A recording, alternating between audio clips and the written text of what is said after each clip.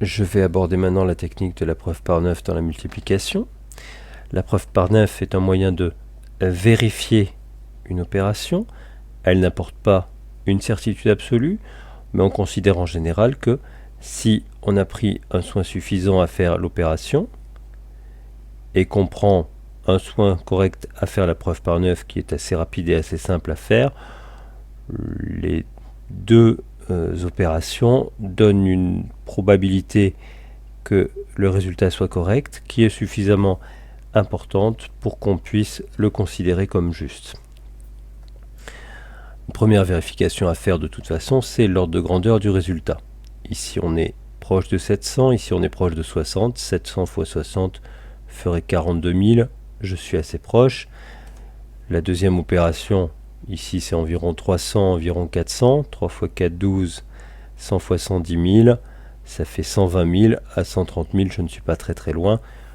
Donc l'ordre de grandeur ne voit pas d'erreur. La preuve par 9 permettrait de voir une petite erreur sur une multiplication, par exemple une erreur dans les tables. Alors, elle ne verra pas l'erreur si l'erreur change le résultat de 9, ou d'un multiple de 9. Par contre, dans tous les autres cas, elle verra une erreur. La preuve par 9 se fait de la façon suivante. On fait une croix sur le côté de l'opération, n'importe quel côté, ça peut être en dessous.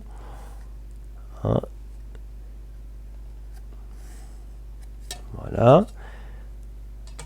On va additionner les chiffres du multiplicand et du multiplicateur, c'est-à-dire du premier nombre de la multiplication et du deuxième. Alors, cette addition des chiffres, 7 et 2 fait 9, 9 et 8, 17. Si le résultat dépasse 10, il faut la recommencer avec le résultat pour que on obtienne un nombre à un chiffre.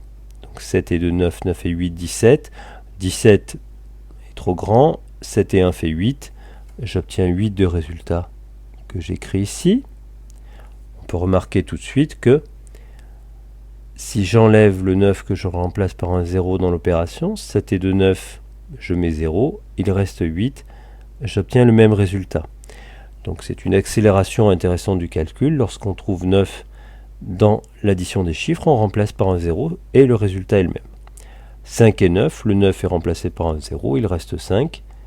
On peut vérifier que si on avait gardé le 9, 5 et 9, 14, 4 et 1, 5, on obtenait le même résultat. Quand on a écrit ce nombre qui correspond au premier nombre de la multiplication en haut, celui du deuxième nombre en bas, on fait la multiplication des deux, 5 fois 8, 40, et on fait la somme des chiffres comme pour les deux premiers nombres. 4 et 0 fait 4. Et le quatrième nombre de la preuve par 9 est celui qui va correspondre au résultat de l'opération. Même chose, on remplace les 9 par des 0. Donc le 9 ici va donner un 0. 5 et 4 fait 9, ça donne 0 aussi. 2 et 2 fait 4.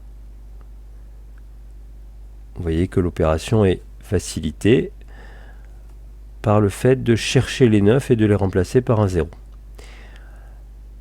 Les deux nombres à droite et à gauche de la preuve par 9 doivent être identiques. Si les deux nombres ne sont pas identiques, on est sûr qu'il y a une erreur dans l'opération. Et donc il convient de la corriger. S'ils sont identiques, on n'est pas tout à fait sûr qu'il n'y a pas d'erreur, mais on est rassuré quant au résultat. Je vais faire la preuve par 9 de la deuxième opération. Même chose, je vais tracer une croix sur le côté.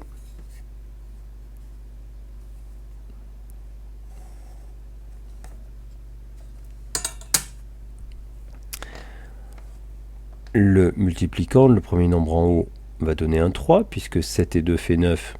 J'ai dit que je remplaçais par 0, il reste 3. Le deuxième nombre, 4 et 3 fait 7, qui va en bas. 3 fois 7, 21, 21, 2 et 1, 3, ici à droite. Il faut trouver 3 ici en bas. Alors, 1 plus 1, 2, plus 7, 9, je le remplace par un 0. 8 et 1, 9 me donne un 0 également. Il ne reste que le 3.